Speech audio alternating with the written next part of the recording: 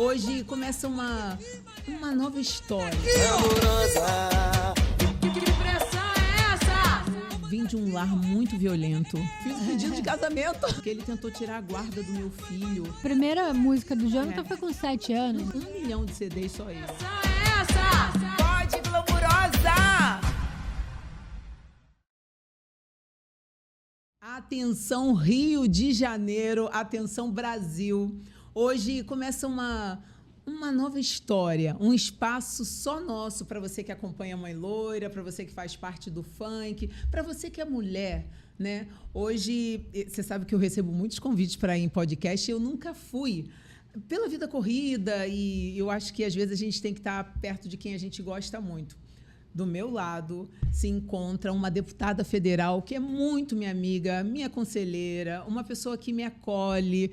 E nada melhor do que a Dani Cunha, que ama cuidar de mulheres também, para fazer parte desse novo caminho, né, Dani? Obrigada, Verônica. Para mim é uma alegria muito grande, é uma honra. Como você disse, a Verônica nunca participou de nenhum podcast e nada mais justo no seu podcast que o primeiro seja sobre você. E eu fui assim incumbida da missão, espero que eu faça a altura, mas de poder tentar guiar aqui, através de algumas perguntas, um pouco da sua história e para que todos saibam, te conheçam.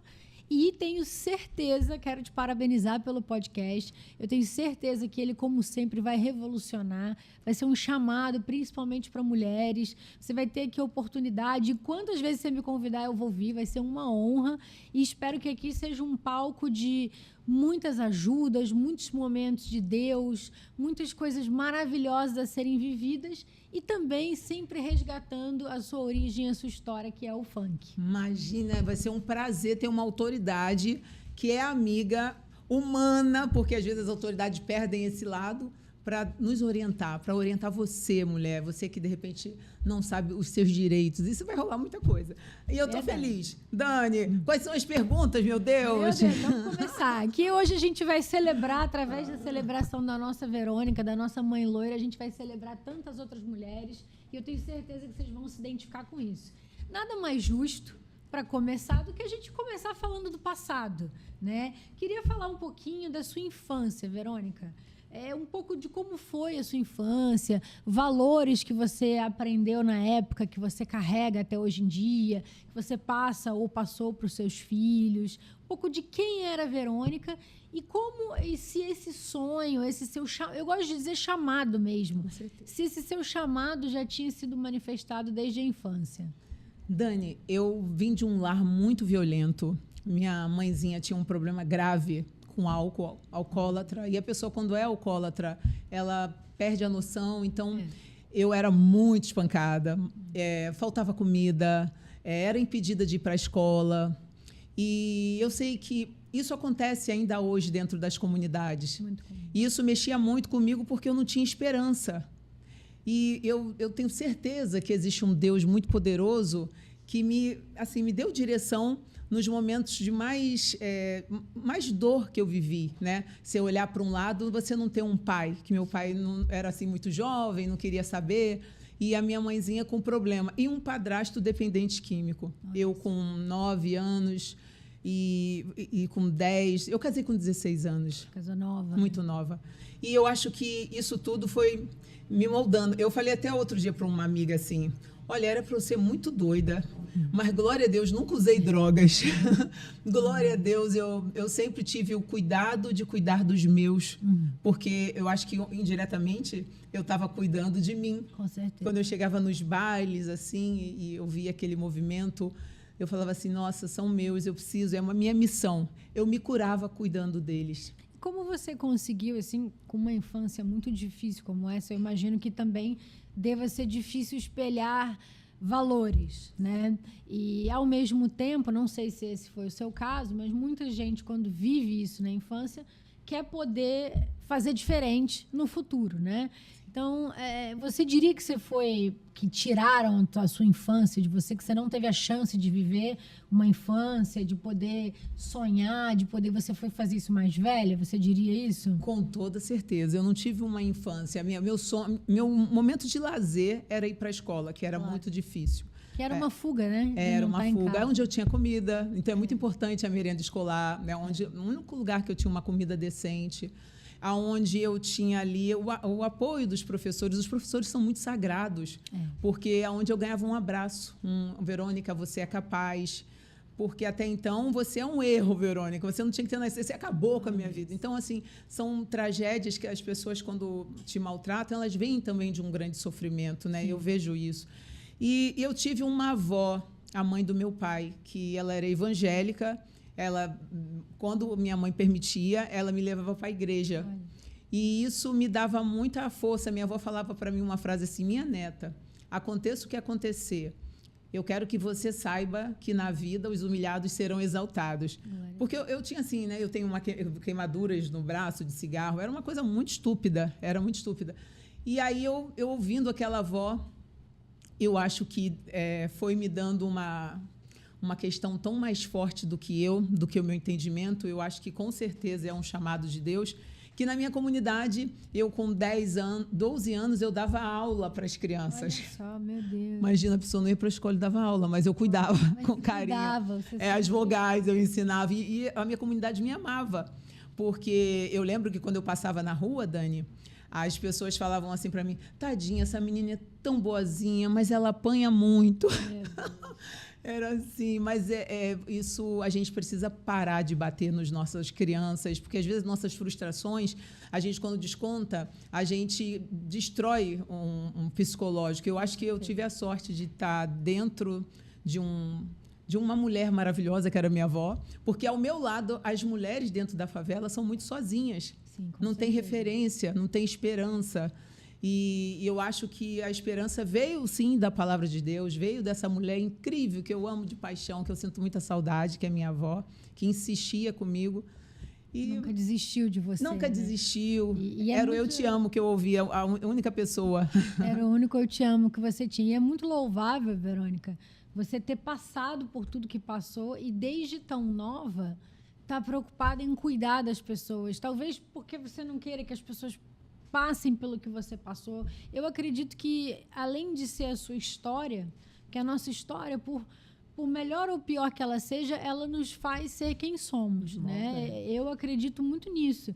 E eu tenho certeza que tudo que você passou, lógico que não desejo para você nem para ninguém, mas que, de alguma forma, Deus depois te deu um chamado. E sempre dizem, né, que Deus não dá a nós o fardo que não conseguimos carregar. Então, ele pegou uma pessoa muito forte, ungiu, e dali você teve a oportunidade, desde sempre, isso é fascinante, de cuidar das outras pessoas, de cuidar de crianças, de dar aula. Sim. Com 10 anos, olha isso. Era conselheira. Na escola também. O dia que a minha chegada na escola era muito rara. Às vezes minha mãe deixava uma vez de 15 dias. Mas eu chegava na escola e eu era sempre aquela acolhedora, que reunia a galera, que falava de sonhos, de coisas boas. Eu não sei como, mas eu tenho certeza que sempre teve um Deus muito poderoso que existe, né? E que foi me guiando, Dani. E vocês que estão nos assistindo, olha como é um relato importante, impactante, porque você que está aí talvez não esteja vivendo na melhor das situações dentro da sua casa. Mas se você conseguir se inspirar na figura que a Verônica é, que a mãe loira é, e essa mulher ungida de Deus que ela é, eu espero que isso possa acalmar um pouco o coração de vocês. Porque a gente tem que buscar em Deus, buscar onde a gente pode, realmente, para que a gente consiga sobreviver, passar o tempo, ou mesmo romper algumas barreiras. Sim. Você não tinha como, porque você era uma criança. Mas também no momento em que você pôde... Você saiu de casa para casar? Foi? Eu casei muito cedo, né? Teve um movimento dentro dos bailes, que na época não existia o funk nacional, era o funk internacional. E existiu Rainha da Primavera. Então, todas as comunidades pegaram as suas moças mais bonitas. Na época, eu era mais sofrida, não era bonita, não. Eu acho que teve ali todo um mistério divino mesmo. E eu lembro que a minha comunidade foi até a minha casa e pediu para minha mãe para que eu pudesse ir no baile. Porque minha mãe teve todos os problemas, mas a única coisa que eu acho que, da maneira dela de me educar, ela me deixava trancada. Ela ia para os bares, Mas para eu receber a comida da minha avó, era só pela janela. Só por cima, você ficava trancada. Ficava trancada. Então, foi uma maneira dela me proteger. A gente hoje, com maturidade, a gente vai entendendo, né? E aí, nesse dia, a comunidade conseguiu convencer minha mãe. Então, foi minha mãe, meu padrasto, todo mundo me levar no baile, que era da Furacão 2000, lá no Madureira Atlético Clube. Aí, quando eu cheguei lá, Dani, as meninas mais bonitas da comunidade, todas presentes. E aí eu achei, na época, o pai dos meus filhos meio estranho, porque ele usava um tonhonhonho até aqui, não dava para ver os olhos dele. Achei ele com a energia meio diferente. E eu também não estava acostumada com aquilo, então foi muito novo. E foi quando, desse desfile, eu acabei ganhando a rainha da primavera, né? E dali ele começou a se tornar amigo da minha mãe. E ele via, muitas das vezes, o que eu passava, e isso revoltava muito ele.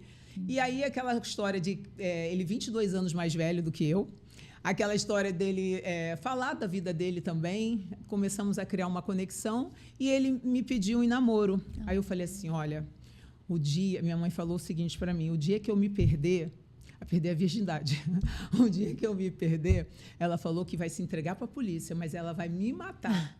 Então você, por favor, não vem com esse papo comigo. Se você quiser me namorar, casa comigo. Eu fiz o pedido de casamento. Muito bom. Você, como uma mulher bem decidida tá certo. Ainda bem, porque deu muito certo por um tempo, sabe? A gente foi muito amigo um do outro. Aí ele falou assim para mim, Verônica, mas eu não tenho nada para te oferecer. Até o meu carro não sobe a sua ladeira. Eu falei, não, mas aqui na comunidade eu vejo que as mulheres, quando casam, fazem chá de panela.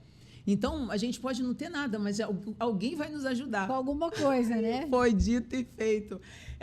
Teve uma geladeira que, na época, o Marcão, dono de uma equipe de som, deu pra gente. Aí ele encontrou um outro padrinho, amigo dele, que deu o fogão e o vestido de noiva. Tem um vídeo que rola no TikTok. Sério? A mãe loira, sofrida, mas guerreira, descendo a comunidade e a comunidade toda me esperando de noiva. Ai, que lindo. Pobrinha, mas limpinha. Lindo. E aí foi muito lindo mesmo. Aí dali a gente casou e a gente foi para o primeiro imóvel e foi uma alegria. Eu falei assim, gente, eu não posso voltar, eu não posso dar errado. Eu não quero saber de mais nada. Eu só quero saber de trabalhar. Segunda, terça. Eu não tinha... Eu acho que isso até atrapalha o relacionamento. A gente tem que ter uma vida saudável. É difícil conciliar, né? Uma das coisas também que eu ia te perguntar depois, como mulher. Como é que você concilia? Porque você é uma mãe, mulher, política, funkeira, auxiliadora de outras mulheres, embaixadora, praticamente uma ativista em prol das mulheres. Como é que você consegue, assim, dar conta de tudo isso, equilibrar tanto esses papéis? E como é que é isso? Não é fácil, Dani. Tem dias que eu acho que até você percebe, como amiga, às vezes eu tô aérea, estou muito pensativa, eu não consigo ficar ali presente, mas eu tento dar o meu melhor em tudo que eu faço. Eu sou muito exigente comigo, eu sofro muito por isso. E como uma avó, eu sou muito apaixonada. Avó também, tenho verdade. 2 dengos, que tem um acordo, tem que chamar de dengo. Meu Deus. E eu tenho o Jonathan, que está com 30 anos, a Jennifer já está com 27 anos, formada. Olha, com toda a tempestade de separação, gente ruim na frente da gente, querendo sempre te paralisar, te machucar, te desqualificar. E aí eu tenho uma filha formada em economia, a Jennifer, casada hoje, mora nos Estados Unidos e trabalha lá. Eu tenho o Jonathan, que também está passando uma temporada lá nos Estados Unidos, mas é um menino maravilhoso, não tem nenhum tipo de vício, não tem vício de bebida, de droga. Não, é um menino... muito amoroso, os dois. Então, eu acho... Ele é uma figura muito importante, a gente vai chegar lá também, mas na história do funk, né? Na construção de vocês no mundo do funk. Com toda certeza. Ele é uma pessoa que faz parte da história, da raiz do funk. Eu lembro, Dani, que eu grávida no baile do... ali em Irajá, Boêmios de Irajá.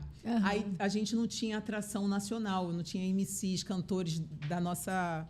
Aqui do Brasil, né? Então a gente tinha que ficar importando e era muito ruim. Imagina. Aí eu lembro que eu grávida de 8, 9 meses, né? Aí tinha uma fase que teve umas brigas no baile, e era uma forma de muita revolta, de muito abandono, e ali eu entrava e conseguia resolver. Eles me respeitavam, olha que lindo. É isso. E aí eu lembro que eu grávida, teve um show da Trineri, uma cantora famosa, e o muro caiu. E nisso que caiu, eu pulei do palco. Só que eu esqueci que eu estava grávida, que eu ficava com tanta adrenalina. Ai, meu Deus, imagina, não para quieta, Muito imagina. jovem também, Jovem. Dani, com 18, acho que eu fui com 19, mas eu era muito bebezona. Mas com uma maturidade espiritual muito linda. Isso é maravilhoso. É, muito lindo isso. Aí eu lembro que o meu ex falou assim para mim, nossa, o que aconteceu? Você está toda molhada. Eu falei, eu estou tão nervosa que eu fiz xixi. É, claro, imagina. Não era a bolsa que tinha Era a estourado. bolsa que O tinha Jonathan, estourado. o Jonathan saiu Meu direto do baile do Deus. Banheiro de Irajá para o Amparo Feminino na Tijuca e ali eu tive meu filho. Ele começou no baile, literalmente. Tadinho, Né? desde o primeiro dia. Literalmente no baile. Sim. E, Verônica, vocês construíram, junto do Furacão 2000, uma história que marcou o Brasil, marcou o mundo em muitos aspectos, né? O funk, aquele funk tradicional, a valorização do funk. Conta pra gente um pouquinho como foi isso e como você, assim, o que te orgulha mais nessa construção? Porque você é uma figura, você é um ícone hoje e eu tenho orgulho em poder dizer isso, Também. porque eu vou contar pra vocês uma história muito engraçada da Verônica, que mostra realmente a influência e como ela é ungida e o ícone que ela é. Outro dia, acho que foi no passado, a gente estava se encontrando numa agenda que a gente estava fazendo juntas. E a Verônica me contou que tinham tentado assaltar ela na Baixada.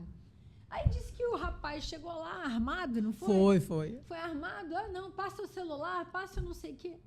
A Verônica virou e falou, vem cá, você não tem vergonha na cara, não? Você vai assaltar a mãe loira? Tem certeza? Você tem certeza que você vai assaltar a mãe loira? Disse que o bandido ficou, não, tia. Não. Ele tirou uma selfie com a Verônica. Falou, não, mãe loira, de jeito nenhum, mãe loira não precisa da bolsa nem celular, ela fica com tudo. Agora eu vou esconder a arma, você tira uma foto comigo? Eu falei, claro. Ainda tirou a selfie com a mãe loira. É, muito forte, né? E o que eu queria contar essa história porque a mãe loira, a figura da mãe loira, a Verônica, ela tem uma presença muito forte com esse movimento. Por isso que eu queria que você contasse um pouco mais para todo mundo. Imagino que muitos acompanharam, mas muitos não. Então, dá essa chance para a gente saber um pouco como foi. Sim. Então, nos bailes funks, existia, na época que eu entrei, já tinha passado o soul, black music, e eu não peguei essa fase. Uhum. Aí eu cheguei no finalzinho das músicas internacionais, que era Stevie B, Trineri, uma galera assim. Isso logo depois que você casou, né? É, que eu cheguei com esse ritmo chegou, internacional, entendi. essas músicas. Aí, daqui a pouco, eu via, Dani, que nos bailes eles faziam rima em cima das músicas. Uhum. E era uma dificuldade contratar esses artistas, porque o nosso ingresso era muito barato. E a comunidade toda era tão lindo, Dani. A gente fazia... O momento do lazer que eles tinham, era a única coisa que eles tinham, era o baile funk. E aí eu via que eles curtiam o baile. E nisso, começou a surgir umas brigas entre eles, lado A e lado B. Isso já no Madureira Atlético Clube, nosso primeiro baile. E aí eu lembro que era uma coisa de se autoafirmar, de revolta, de chamar atenção, era um grito deles. Sim. E eu, muito nova, eu comecei a apresentar, dentro do baile do Madureira, apresentar o baile, já muito jovem. É aquela coisa de, olha, agora eu vou para o bar, trabalhar no bar, agora eu vou para a portaria. Eu era assim, sabe? Aquela focada muito no trabalho. E eu percebia que já ali eu tinha um olhar muito cuidadoso com eles. Ali eu já era uma conselheira, ali eu sentia o choro daquela menina, o desabafo daquele jovem. Ali era um espaço de escuta, não era só o baile, não era só música. Baile, era um espaço muito lindo. Por isso que eu acho que eles me chamaram de mãe. O que aconteceu? Nós fizemos etapas no baile, tipo um festival, como se fosse uma gincana. E aí a gente deu o tema rap. Uhum. Você vai cantar, você vai ter que desenvolver a comunidade toda, várias comunidades. Você vai ter que... O tema do rap é Rio de Janeiro. Aí nasceu um grito lindo, que eu acho. Modesta parte, é um poema popular. Eu quero ser feliz na favela onde eu nasci. Quando eu vi aquilo, eu falei assim, não acredito. Aquilo ali, para mim, foi... Né? Aí depois veio o Dando e Tafarel, aí depois o Marcinho... E aí depois Foi assim, bem, porque o nosso programa não é tão longo, mas a gente vai acelerando, claro, né? claro. Mas não foi fácil. A gente revelou os jovens funkeiros que frequentavam os nossos bailes, eles se tornaram artistas, transformaram suas vidas, DJs tiveram oportunidade, produtores, compositores, cantores, tudo muito genuinamente. Foi uma revolução na indústria da música também, porque antigamente você tinha ali o que eram vendas de CDs e shows. Né? Não, nessa época nem tinha. Nem tinha, era só baile. E aí não tinha a imprensa para. Não tinha como cobrir, né? Ou seja, só sabia quem estava lá, né? Era só aquela coisa. As comunidades eram impressionantes. Aí a gente conseguiu uma rádio AM para se comunicar com todo mundo. Foi muito difícil essa rádio AM, mas conseguimos. Depois a gente foi crescendo tanto, e eu digo sempre assim, que não foi nada assim programado. Quando você trabalha de verdade, quando você trabalha com amor, é Deus que te honra. Não adianta você querer, eu quero o sucesso dela, eu quero... Não, sabe? Cada um tem a sua missão, é você esperar e lutar. Aí eu lembro que eu falei assim, a gente tem que ter uma rádio FM, porque toda vez que eu fazia um baile funk era muito difícil, Dani. As autoridades nos tratavam como marginais, quebravam nosso equipamento, prendiam funkeiros, interditavam os bailes. Era uma coisa assim... Que loucura. Né? Uma dificuldade. De desrespeito, é indigno isso. Né? É indigno. Eles não queriam nos ouvir, que era repressão o tempo todo. E aí eu lembro que eu falei assim, gente, a gente precisa ter um programa de televisão. Claro. Pra gente poder falar e mostrar o que é o baile funk. Claro, tirar o preconceito. Né? Era uma luta tão grande. Aí eu cheguei na Rede Globo para tentar comprar um programa de televisão. Fiquei o dia todo e eu querendo falar com o Dr. Roberto Marinho. Eu, assim, totalmente funkeira. Visionária, visionária. A bichinha sofrida, uma guerreira, nós vai, nós foi. Sofrida, mas super determinada. Guerreira. Empreendedora, eu vou dizer também. Aí, daqui a pouco, passou Pedro Bial e a Glória, e a gente que é popular e vê no Fantástico, você acha que é amigo, né? Oi, Glória! E ela, assim, meio assim, eu adoro, mas estava bem, né? Foi seca. Também a bichinha estava com o cabelo, o negócio estava sinistro. Aí o segurança chegou para mim e falou assim, Dani, mãe loira, o doutor Roberto Marinho nem por essa portaria passa. Eles não vão te atender, não.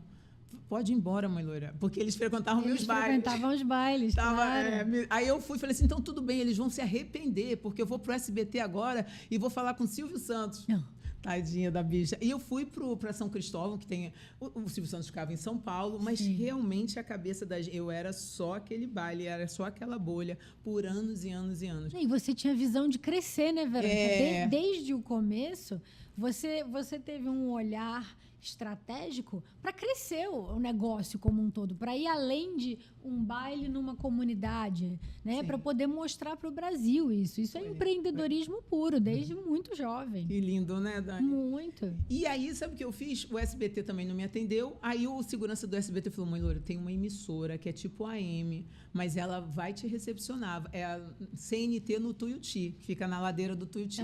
Aí eu cheguei lá, o Bené, que era o diretor, nem sei se o Bené tá ainda lá, mas eu falei assim, cheguei e falei assim, cara, vou ter que prender meu cabelo, Wilson. Eu fui com um amigo da gente que trabalhava, cara, porque se eu chegar assim muito... Meu cabelo era loiro, muito pintado, muito pintado, e todo tadinho, arrebentado.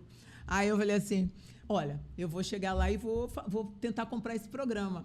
Aí o Wilson assim, mãe Loura, desiste. E na época, meu ex-marido falou assim, você viaja muito, Vevezinha. Impossível a gente ter um programa na televisão. Ele falava. Eu falei, você aposta, então? Então, olha, eu tenho um Deus vivo. Eu vou lá e vou ter um programa de televisão. E as autoridades vão ter que conhecer o funk. Eles têm que parar de prender meus funkeiros, têm que parar de quebrar nossos equipes, interditar nossos bailes. Eu não aguento mais. E eu chorava, eu era, assim, muito... Aí, daqui a pouco, eu cheguei na CNT e falei assim, oi, tudo bem? Eu quero comprar um horário e qual programa que você vai fazer? Porque eu ainda não era conhecida, a figura. Eu falei assim, eu vou apresentar um programa de samba, porque eu sabia que samba era aceito. Mas como assim? Eu sou amiga do Zeca Pagodinho, na época eu não era.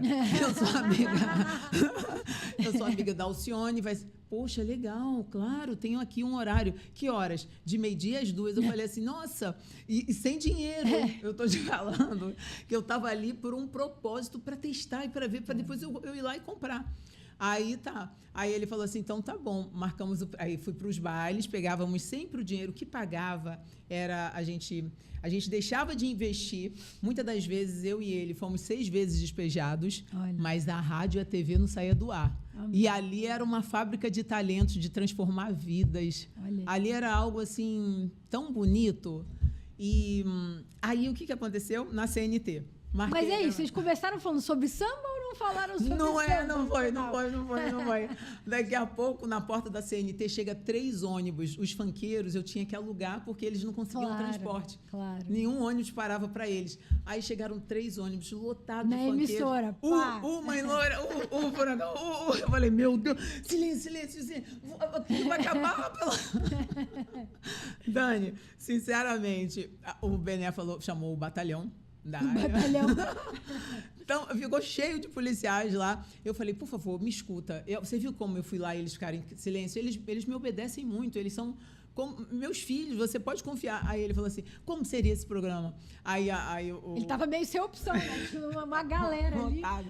Aí eu falei assim, vai ser um programa musical com letras bonitas, porque eu sempre fui daquela de me importar com a letra. Claro.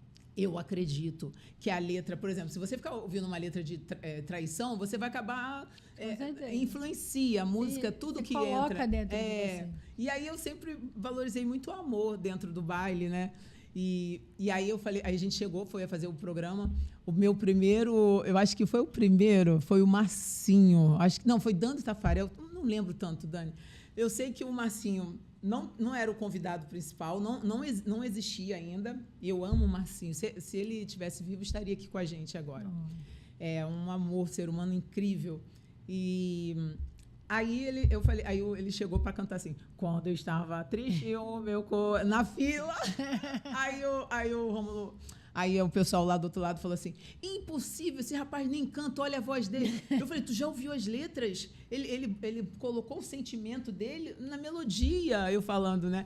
Que isso, ele é incrível. Não vai cantar. Eu falei, mas vai. É bom, né? Que aí vai. E olha hoje quem foi nesse Marcinho, né? E todos eles que passaram, porque até então nenhuma emissora nos queria, porque a gente parecia um bando de bandidos, marginais, criminalizados.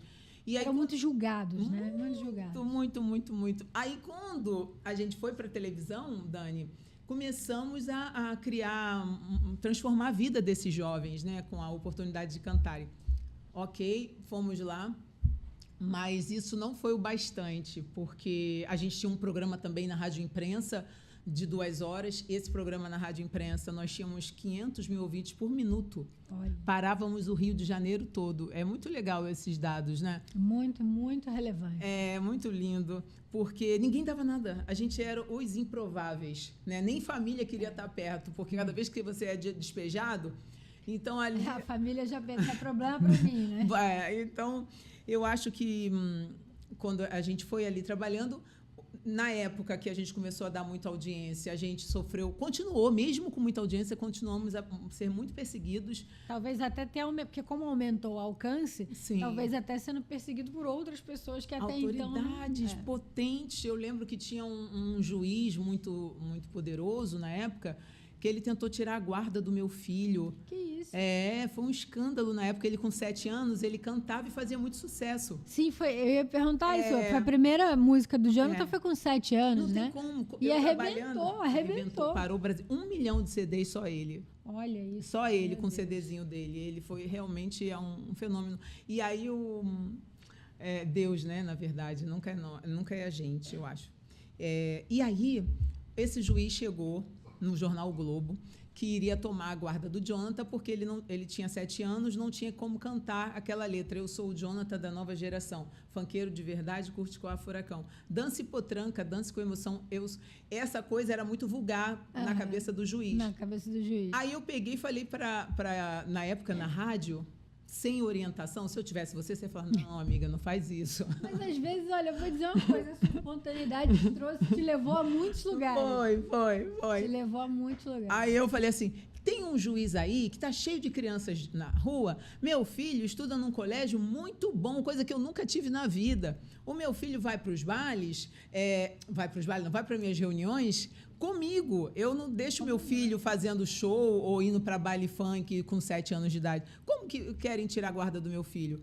Aí a gente recebeu uma notificação, o juiz estava com toda a força. Eu acho que teve um clamor público que deu uma... Eu não sei Ia como, fazer né? dele Que ninguém também um grande vilão, né? Como se eu fosse uma mãe louca. Aí eu falei, tira primeiro as crianças das ruas para depois Claro. ver o meu filho. Aí também teve uma questão de desmontar o nosso lado emocional. Teve também uma denúncia que nos bailes funks a gente vendia droga ao invés de convite. Aí eu fui para a rádio de novo. Aí eu fiz isso aí foi um estrago horrível que eu fiz. Porque eu falei assim, eu não conheço essas autoridades. Eu só vi pelo jornal. Mas vocês são minhas testemunhas. Como que eles estão falando que a Mãe Loira faz isso se a Mãe Loira combate as drogas nos bailes? Como que a Mãe Loira sobe nas comunidades, as pessoas não ficam lá se mostrando, se escondem? Como que é isso? Eles estão falando isso para interditar nossos bailes. Aí eu falei os nomes. Simplesmente o pai dos meus filhos foi preso.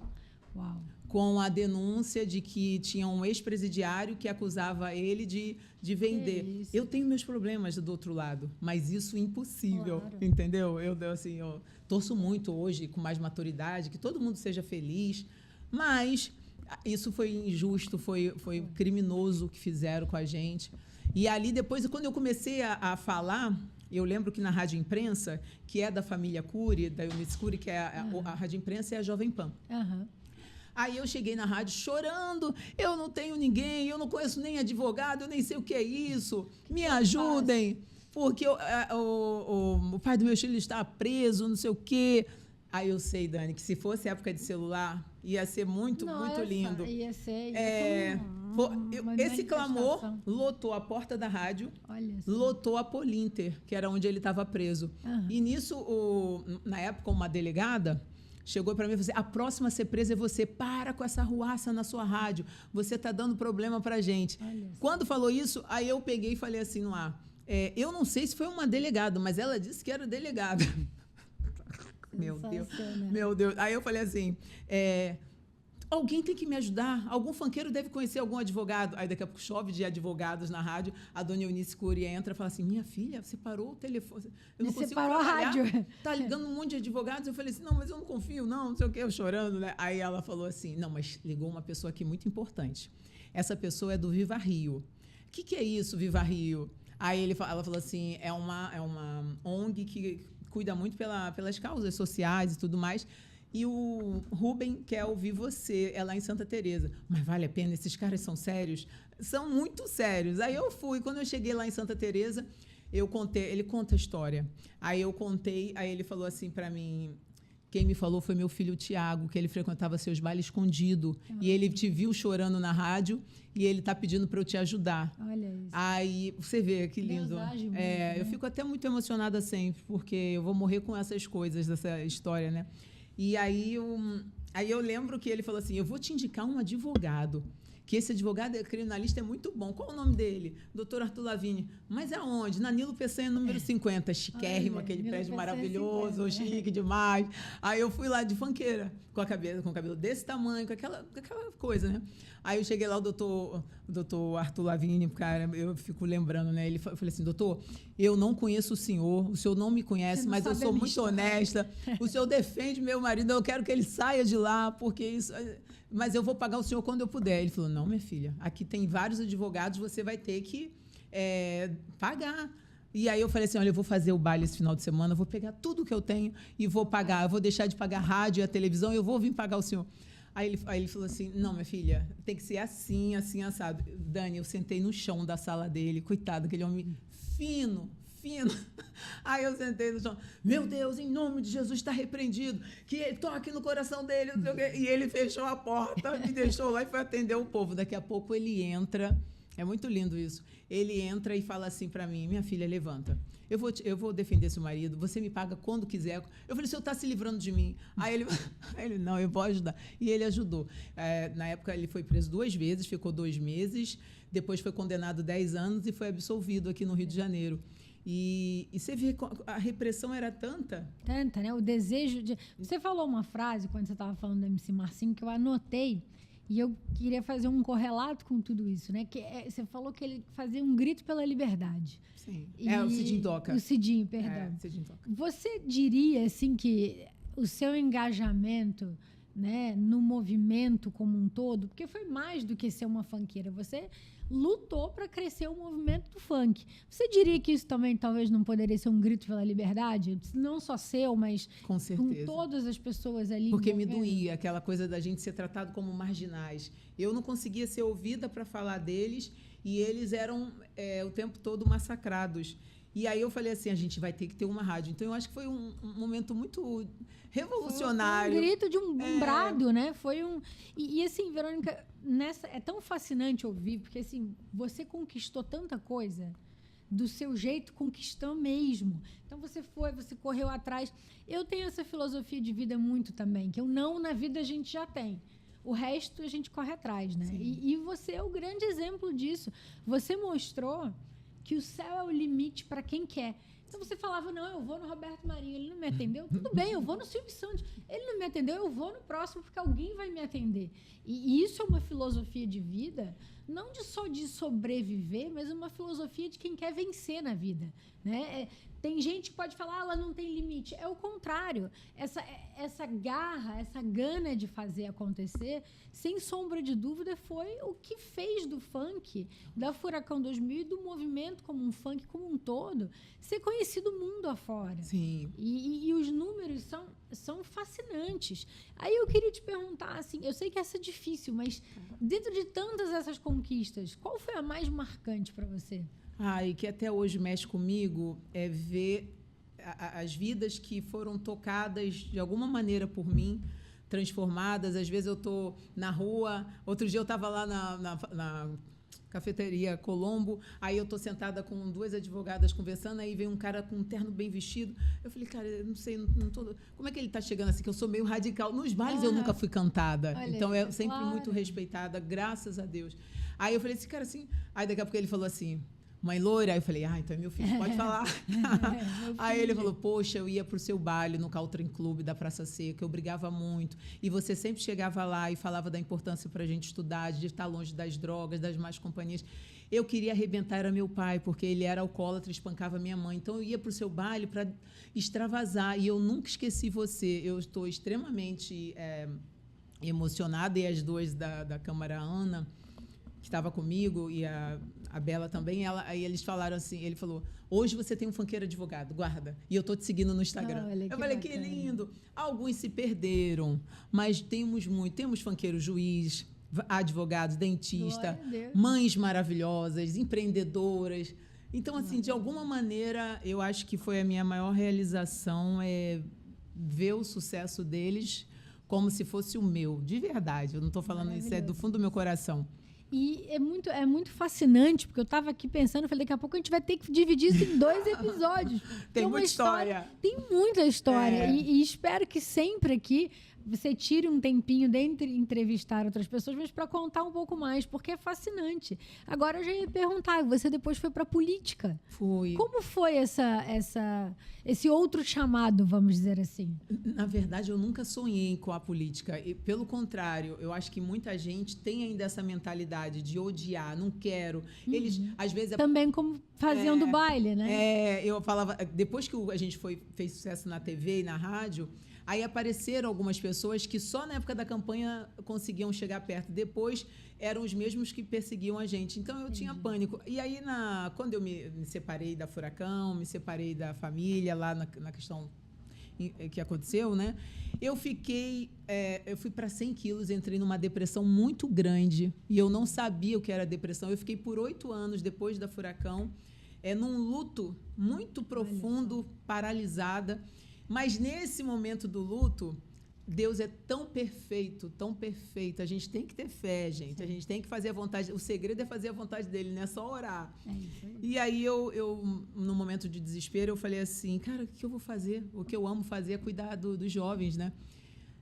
Veio um convite do PL na época, né? Que era eu acho que era o Rodrigues.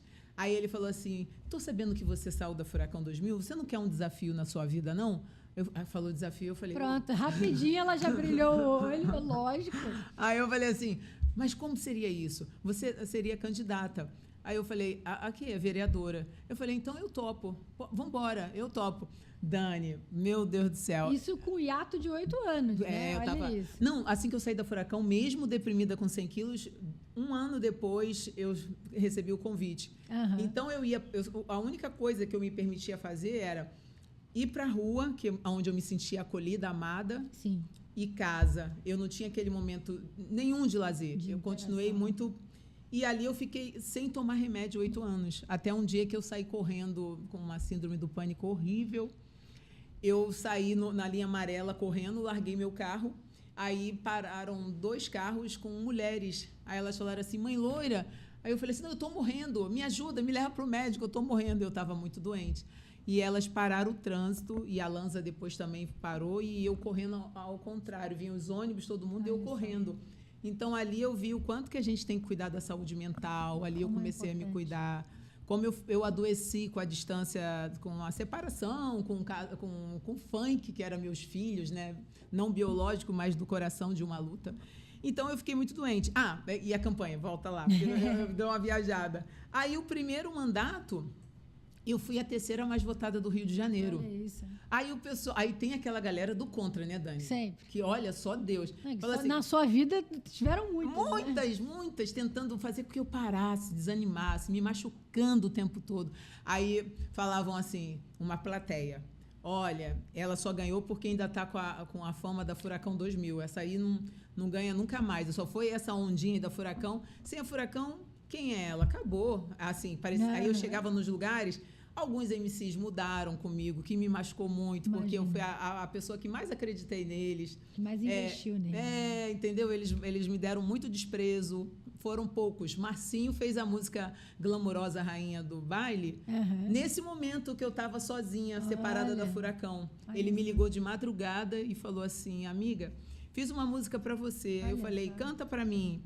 Aí ele foi e cantou. Então, ali foi um gesto de carinho, de acolhimento que ele me deu, porque eu estava muito triste com a galera. Imagina. O segundo mandato. Eu faço uma aposta, teve aposta, não vai ganhar. Segundo mandato. Deus foi lá, me deu. O terceiro mandato, silêncio no estádio, porque já está... Já teve 2, né? 8 anos fora da Furacão. O quarto mandato, silêncio total. O quinto mandato, meu Deus, não vai falar mais nada. Sexto mandato, toda honra, toda glória a Deus. Amém. 6 vezes, nunca perdi um mandato de vereadora. Meu mandato foi sempre na rua. Eu sou uma vereadora de rua, de atendimento. Eu tenho um carro rosa que eu faço palestras, né? Você sabe, eu sempre conto. E essas palestras de autocuidado, de atendimento. E eu acho que, por isso que alguns às vezes não conseguem entender. É verdade. Porque... E muitos, você vê como a torcida contra, a inveja que norteia, apostaram que você... E não foram pessoas assim do alto escalão político. Fizeram uma aposta debochando da história dela, como se ela não fosse digna de estar ali. E provou mais uma vez, assim como você provou a vida inteira para todo mundo, né, Verônica? Que não só você era digna de estar ali, mas que você era vitoriosa.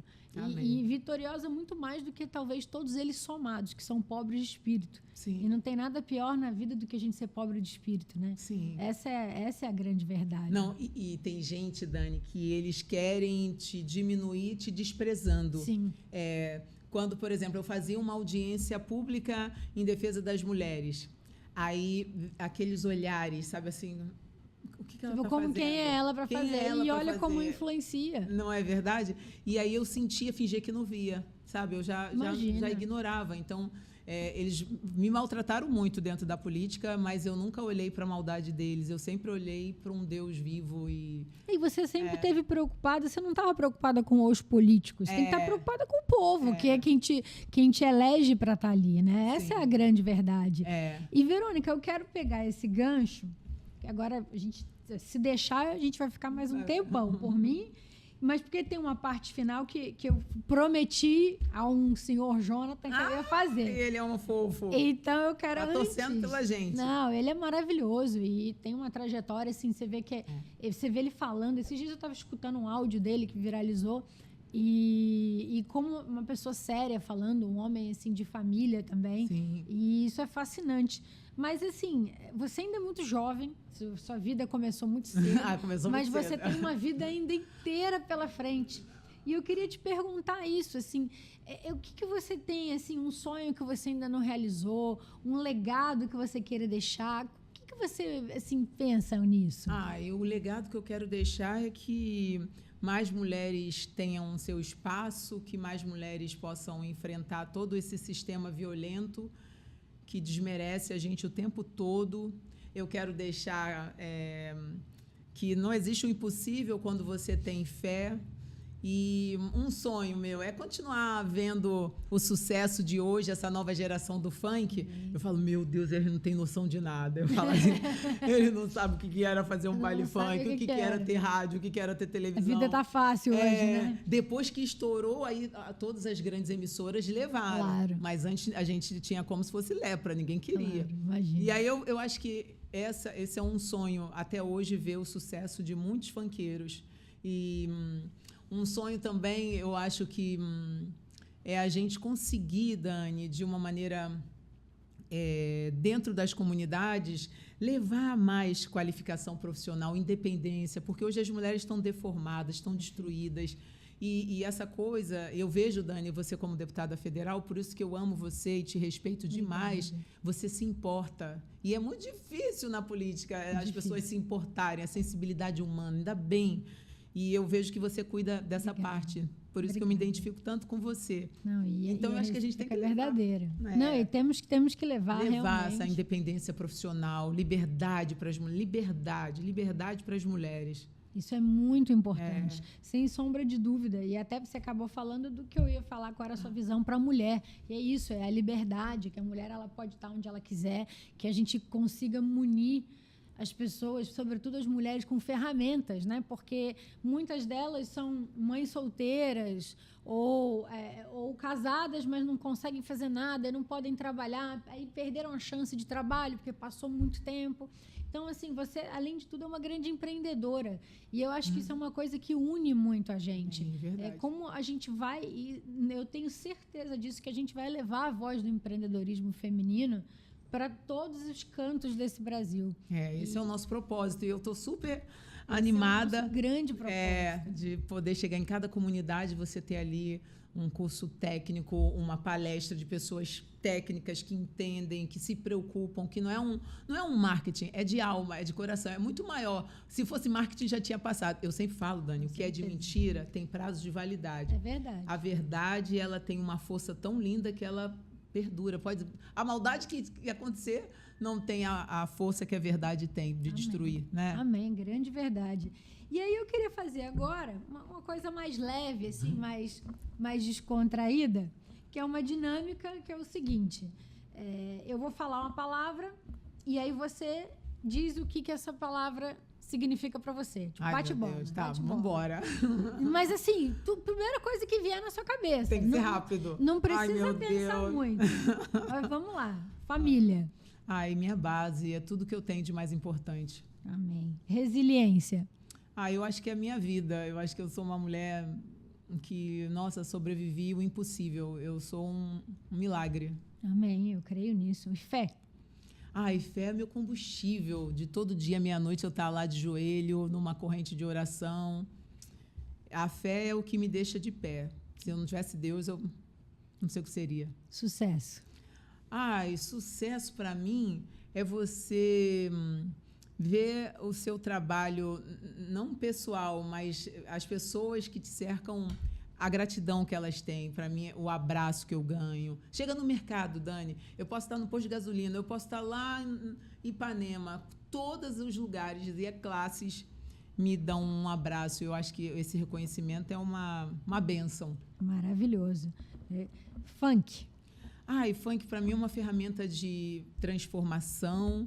O funk para mim é um grito das comunidades. O funk para mim é a esperança de muitos jovens. Muito forte isso. Mulher. Mulher para mim, eu acho que todas têm que se descobrir, porque às vezes a gente não sabe a potência que nós somos, porque o mundo nos apequena tanto que, se você se distrair, você acredita no que eles querem que a gente acredite. Então, a mulher nasceu para vencer, glamourosa. Você é super glamourosa e eu torço muito por você. Mulher veio para revolucionar. Desafios. Ai, desafios, Dani, são tantos, sabe? É você estar de pé quando o mundo está tentando te tirar a vida, tirar seu sorriso, tirar sua saúde mental. Eu acho que, para mim, desafio é você resistir, existir. Sonho. Ai, sonho. Sonho é a gente ver que a gente conseguir mudar a vida dessa garotada, continuar mudando das mulheres. Um sonho para mim, eu tenho esses sonhos assim, eu não tenho essa coisa assim, não, meu sonho sempre foi esse, de chegar e ver o sucesso, transformar vidas. Esse é o sucesso. Maravilhoso. Brasil. Ai, Brasil é uma terra linda de esperança, de oportunidades e uma terra que a gente precisa estar mais ligado na política. É muito importante, que é uma ferramenta de transformação, sim. Nem todo mundo é igual. A gente é igual na nossa família. Tem gente muito bacana, mas tem aquela pessoa que você fala, ai, meu Deus. Então, é isso. Na política tem muita gente boa. Eu acho que o Brasil é isso. A gente é uma terra muito abençoada, que eu acredito. Futuro. Futuro, Dani, que eu possa continuar trabalhando no que eu gosto, que eu possa criar assim um espaço como a gente está criando agora, você fazendo parte desse quadro, dando esse glamour, essa autoridade máxima diretamente de Brasília, uma deputada federal com a massa funkeira, com a Mãe Loura e com vocês, ó. Eu fico muito grata. Eu acho que é isso, o futuro é a gente continuar trabalhando e transformando vidas. Eu tenho isso me alimenta, isso me cura. Isso, de alguma forma, é muito forte dentro de mim, nem eu consigo entender. Minha filha falou assim para mim rapidamente, mãe, agora eu não vim candidata. Isso me entristeceu muito. Eu fiquei 2 anos lá na lona, porque eu achei muito injusto. Aí ela falou assim, abre o teu celular. Aí eu fui abrir. Não tem nada a ver meu celular, minha filha, meu Deus. Aí ela abre. De segunda a sábado, onde você está? Aí eu falei assim, na rua, Campo Grande, Bangu, Madureira, Penha, Bom Sucesso. Mãe, você não vai a uma praia, há 20 e poucos anos eu não vejo você curtir a vida. Eu falei, mas isso não é isso que eu quero, a minha condição é outra. Mas chamado. É um chamado, né? É um chamado de Deus. E, para fechar, eu queria, assim, uma palavra que defina a Verônica Costa de hoje. Ai, uma palavra? Eu acho que uma mulher de muita fé. Eu sou uma mulher de muita fé. Eu acredito em Deus. Amém. E isso dá para ver, Verônica, em todos os momentos da nossa conversa, não só como a sua fé te fez você chegar onde você chegou e onde você ainda vai chegar, Amém. Mas, acima de tudo, como Deus te trouxe. Você esteve nas dificuldades, mas Ele te trouxe o livramento e te deu em dobro. Sim. Sempre foi te dando em dobro, e essa é a máxima da vida, né? É verdade. E assim, eu sempre falo muito, tem algumas frases que me marcam, a glória da segunda casa é maior que a primeira, e eu tenho certeza que a glória da sua segunda casa vai ser maior ainda que a primeira. Amém, glória a Deus. Aí eu recebo. Quero dizer, assim, Verônica, que mais uma vez, assim, a gente está chegando ao fim. E eu quero dizer que foi uma honra para mim, porque é uma mulher glamurosa, poderosa, forte e que marca por onde ela passa. E pela primeira vez, ela decidiu criar um canal e um espaço dela para poder voltar a dar voz aos funkeiros, para poder falar sobre a vida como um todo, para poder trazer mulheres com histórias que possam ser de transformação, né? Para a gente poder também passar para vocês aí uma mensagem rica, uma mensagem transformadora e sempre uma mensagem com Deus. Então, eu ter sido escolhida, espero ter feito a altura, ter conseguido passar para vocês, através da forma como eu guiei essa entrevista, que vocês... Quem conhece a história, que se relembre, e quem não conhece, que tenha a chance de saber um pouco dessa história. Porque já conhecia Verônica e não conhecia tudo. E quanto mais eu conheço da sua história, mais eu te admiro. Amém. Você é uma guerreira, é uma vencedora e, acima de tudo, é uma mulher que leva a palavra de Deus para onde ela vai. Então, você transforma vidas. Amém. E eu Tenho certeza que esse espaço aqui, o Glamorosas, vai ser muito abençoado. Você vai conseguir transformar muitas vidas aqui com esse microfone, além do trabalho que você faz no dia a dia. Muito obrigada pela oportunidade. Eu estou aqui à sua disposição. É uma alegria e uma honra em ser sua amiga e ter sido incumbida por essa missão. Eu agradeço você pela oportunidade de você estar perto da gente, de você nos ouvir, de você cuidar. Todas as vezes que eu levo uma demanda, você nunca fala não. E quando você não consegue, é porque você não consegue mesmo. Mas eu sei do seu esforço. Eu tenho orgulho da mulher que você é. O não existe para Dani, implacável. Não, e eu falo para ela assim, ó, Dani, isso aqui me magoou tanto. Verônica, eu sou boa de briga, vamos. A gente é isso aí. Por justiça, por amor, por cuidado ao próximo. Isso é lindo. É isso. Agora eu vou devolver a você o seu protagonismo do seu podcast. Meu Deus. Pegue seu microfone, anuncie para o pessoal onde são as nossas redes sociais, pede para seguir, passa para todo mundo, porque o mundo vai ficar mais glamouroso depois da entrada desse podcast. Você sabe que o nosso glamour é espiritual, né? Quando eu falo, o pessoal queria chamar as funkeiras disso, daquilo, não vem com esse papo não, glamourosa, você nasceu para vencer, você brilha. É isso aí, Ô, Dani, brilha. Nós temos agora um Instagram muito importante do nosso podcast, nós temos um canal no YouTube que você pode acompanhar sem corte tudo o que você gostaria de ouvir. Você pode, no nosso Instagram, fornecer assim, pautas.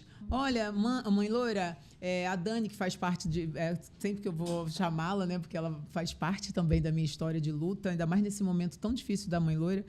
E aí, então, você pode deixar sugestões. Então, espalha para geral. Eu quero te ver no nosso Instagram do Pod Glamurosas. Imagina isso, você tá lá pertinho, a gente trocando sempre energia, ideias, você trazendo a sua demanda. Mãe Loura me orienta, Dani me orienta. Estamos aqui para cuidar de você. E no canal do YouTube também, você vai ter assim na íntegra.